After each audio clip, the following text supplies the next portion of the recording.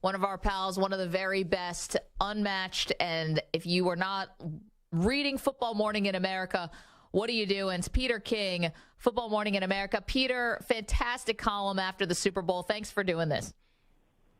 Hey, thanks very much for having me, guys. How are you? And by the way, I'm so happy that I was able to introduce corn dog into the sporting vernacular. You're a legend for this. All I can say is that I want a little bit of a cut on all the T-shirt sales, because I guarantee you I'll go to Chiefs training camp next year if I do, and look around and there'll be 1,000 people with corn dog T-shirts, and I will be there sipping a Starbucks latte that I will have had to pay for myself. Peter, during the game, was there a point where you realized those two plays at the goal line, those were going to be in sort of your story of the game? Is that how you think as a writer, something really catches your eye that you really were curious about? I don't, Andrew, I don't often express wonderment and amazement while watching a football game in a press box, but I had to really work to keep my voice down after the Sky Moore touchdown on the other side. Now, keep this in mind, okay? In the NFL, 98% of the scoring passes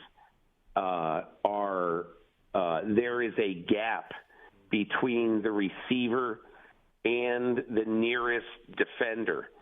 There's a gap of less than 10 yards. Most often it's just 2 or 3 yards, okay? On both of those passes, there was a gap of more than 10 yards, the one to Kadarius Toney and the one to Sky Moore. And after the Sky Moore thing, I just said to myself, that is my story. I'm going to get to the bottom of how in the world did they do this. And by the way, I mean, I'm not jumping on the Philadelphia coaches or the Philadelphia secondary. But man, fool me once, okay, fool me twice. That's ridiculous. How in the world, in the span of 3 minutes, do the Philadelphia Eagles allow basically one play on the right, one play on the left, a speedy receiver goes into jet motion, stops, turns around, goes the other way, and Mahomes hits both of them for wide open touchdowns? How does that happen? How does that happen? I don't know, but so the defensive coordinator, Peter, just got hired by the Arizona Cardinals, who would be responsible for that, right? Well, Maggie, I wrote in my column, I feel bad for Jonathan Gannon because, quite honestly, if you think about it, I said, poor Jonathan Gannon. The Philadelphia defensive coordinator slated for a head coach interview with the Cardinals will walk into that interview having given up a 38 spot in the Super Bowl and having given up the easiest, most wide-open touchdowns to win that Super Bowl in the entire postseason. Again, look, Jonathan Gannon has been a great assistant, deserves to be a head coach, all that stuff. But, man, that would really bother me right there. Peter King's joining us. Football Morning in America has now gifted the whole world. We know corn dog is the call of those plays. And Andy Reid told you on that video, Peter, I love them with ketchup and mustard. Okay. How do you put into context what we saw from the Chiefs, maybe just in that second half alone? Where do you put it in terms of all-time great Super Bowl performances? Well, they're facing one of the best defenses in football. And when I met with Howie Roseman the week before the game, I recorded a podcast with him, maybe 18, 20 minutes. And the camera gets turned off, and he goes, man, if there's one thing I think that really could be the difference in the game, it's going to be our defensive line. And Kansas City had a great answer for him. Mahomes threw the ball quick all day. But I think the one other thing that I would say, Maggie, is that when Patrick Mahomes, is hurt going into halftime, and there's a 48-minute gap between the time he took his last snap of the first half and his first snap of the second half, 48 minutes. And he comes out in the second half and has 4 possessions, and he goes touchdown, touchdown, touchdown, field goal. All I can say is I understand Tom Brady just finished playing football, and we all said there's never going to be another one like Tom Brady. But Maggie, let me just point 2 things out to you, okay?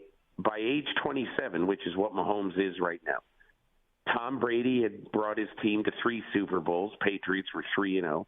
Mahomes had brought his team to 3 Super Bowls. They're 2-1. Brady won 80% of his games by age 27. Mahomes has won 80% of his games by age 27. Now, think about this for a second. Patrick Mahomes, right now, in playoff games, has thrown 35 touchdown passes. By age 27, Tom Brady had thrown 11. It's like my daughter Laura always says, hey, Dad, I'm just saying. And so I don't know what's going to happen. I don't know what the future holds. I'm not saying Mahomes is going to play 18 more years, which is what he'd have to do to match how long Brady played. But I'll tell you one thing.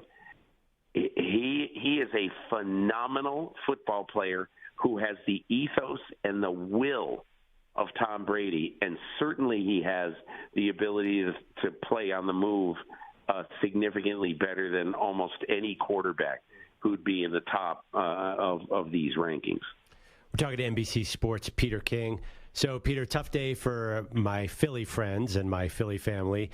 Do you think the Eagles are going to be able to make it back in the short term to the Super Bowl? Yes, 100 times yes. Now, are they going to be in the Super Bowl next year? Who knows? You know, it's a weird league, and very rarely does that happen. And look, you look at all of the teams that have lost the Super Bowl, most of them bomb out the next year, or they're just not quite as good the next year, whatever. But I will just say this. I think they have built the kind of depth now that is really admirable. Howie Roseman has built the deepest team, in my opinion, in the NFL. Now, what's going to happen this offseason? Like, there's going to be 5 guys who don't go back there. Like, for instance, I wouldn't be surprised if Brandon Graham and Fletcher Cox are not back unless they take significant haircuts. I don't think those guys will be back. And I shouldn't say that. I have no inside information on them. But that is the kind of player, and those are the kind of decisions that Howie Roseman is going to have to make. But just look, you know, they might lose one piece off their offensive line, but I do think that they are built to last. They're a smart organization. They have an excellent head coach. I think they're going to be in multiple Super Bowls in the next few years. All right, Perloff, you feeling a little better? I feel a lot better. Okay. Thank you, Peter. Peter King joining us. And look, Jalen Hurts, come on. Yeah. He's awesome. He's just awesome. Now, I will say this. There will be a push this offseason to do something about the rugby scrums on 4th and 1. And there should be. It's silly. It's not football. It's rugby. I don't understand why it's been allowed to this point, and I mean, look, and I think there definitely should be a push to reconsider the legality of that. Oh my gosh, Peter, they can run this on a play where they got 5 yards to go. They can run this. It's crazy. It's not even, they run it every 2-point conversion if they wanted to. Peter King is our guest. Okay, moving away from the Super Bowl for a moment, Peter, the news today is that the Raiders released Derek Carr, so now he becomes a free agent. You could connect a lot of dots here. You know, he was just down in New Orleans meeting with them. You had the Jets hiring Todd Downing, who's got a connection to Derek Carr. You know, what do you think makes the most sense for Carr? I doubt the timing on the Jets will work, Maggie, because I think the Jets are likely. And again, I don't know anything about this other than what my gut tells me. And my gut tells me is they're going to try hard for Aaron Rodgers.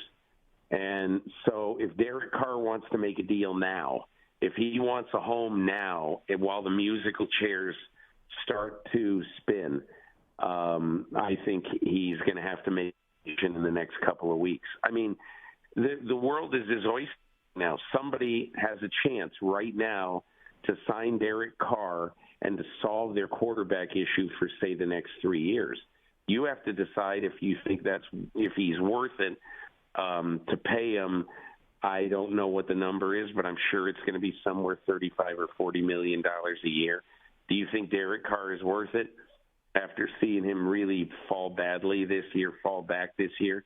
My feeling, I for some reason, I think this thing has got New Orleans written on it.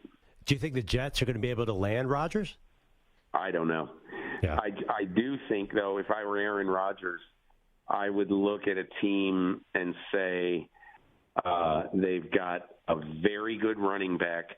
They've got one very good wide receiver, the rookie of the year, and they've got a top 5 NFL defense right now. And you can say whatever you want. Oh, my God, Josh Allen in that division, Belichick, Tua, Mike McDaniel. So what? I mean, you think Sean Payton goes to the AFC West thinking we're going to win the division every year? There's wild card teams. So, I mean, that's why I wouldn't be concerned about if I were Aaron Rodgers about what the Jets don't have. I think there's a lot in the Jets to like. We just have to figure out whether Rodgers wants to go and whether he would want to go to the Jets. Peter, could you ever do a 4-day darkness retreat? No. You're like the most social person I know. Yeah, I'm not really, but I mean, I think, look, Aaron Rodgers is just a different dude, and, nothing wrong with that, but sometimes you just roll your eyes. And look, here's the only thing about being different right now. Like, if I'm Robert Saleh, if I'm the New York Jets, I want my quarterback, if it's going to be a new guy, I want him in my off-season program. Aaron Rodgers doesn't like the off-season program. I think there's going to have to be some meeting of the minds on that wherever he signs to make sure they can hit the ground running. You saw that when the Packers couldn't hit the ground running last year, and they played poorly in the first half of the season. I think Rodgers, whatever he does, is going to have to agree to some sort of off-season work with his team that he wasn't doing in Green Bay. Peter, we know this is the craziest time of year, maybe the aftermath of the craziest time of year. Thank you so much for doing this, and we'll talk to you again soon. Hey, no problem, Maggie. Take care. See you, Andrew. Thanks, Peter.